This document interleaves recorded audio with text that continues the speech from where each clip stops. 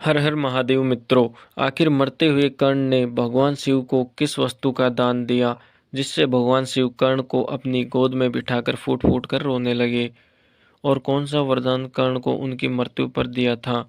यहाँ तक कि उनके गुरु परशुराम भी कर्ण की मृत्यु पर घोर विलाप करने लगे थे। दानवीर वह एक महान शक्तिशाली योद्धा जिसने अपने पराक्रम से महाभारत युद्ध में स्वयं भगवान श्री कृष्ण को भी अपनी शक्ति से सम्मोहित कर लिया था।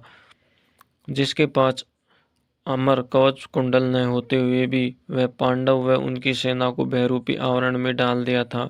दोस्तों, बात उस समय की है जब विश्वकर्मा जी ने ऋषि दधीचि की हड्डियों का प्रयोग करके 3 अति शक्तिशाली अस्त्रों का निर्माण किया था, जिनमें वज्र, गांडीव व विजय धनुष शामिल थे।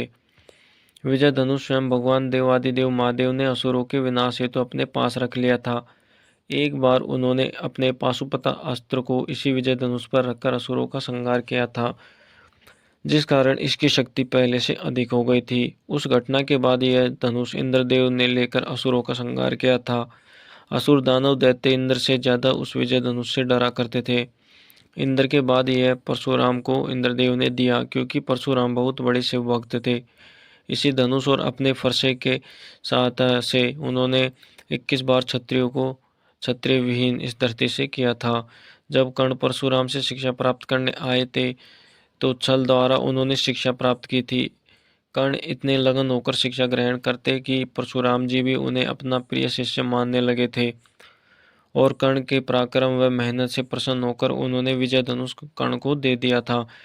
परंतु कर्ण के छल का पता चलने के बाद उन्होंने कर्ण को श्राप दे दिया था कि समय आने पर वे इसका प्रयोग नहीं कर पाएंगे।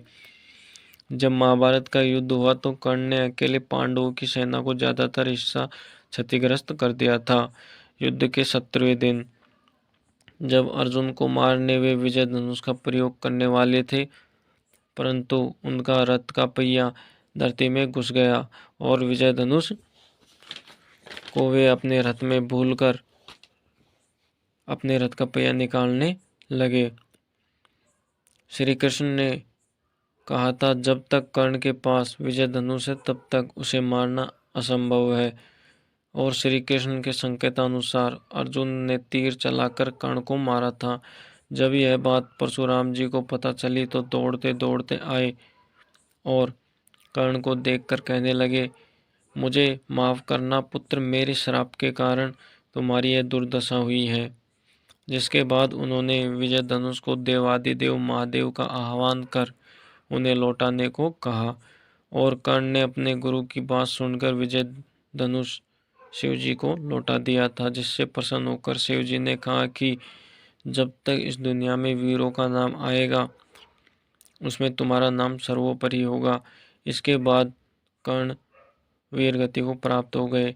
तो दोस्तों, इस प्रकार आप भी जानते हैं कर्ण की दानवीरता के किस्से और उनकी शक्ति का अनुमान तो आपको पता चल ही गया होगा कि वे कितने शक्तिशाली थे और कितने बड़े दानवीर भी। तो यदि वीडियो आपको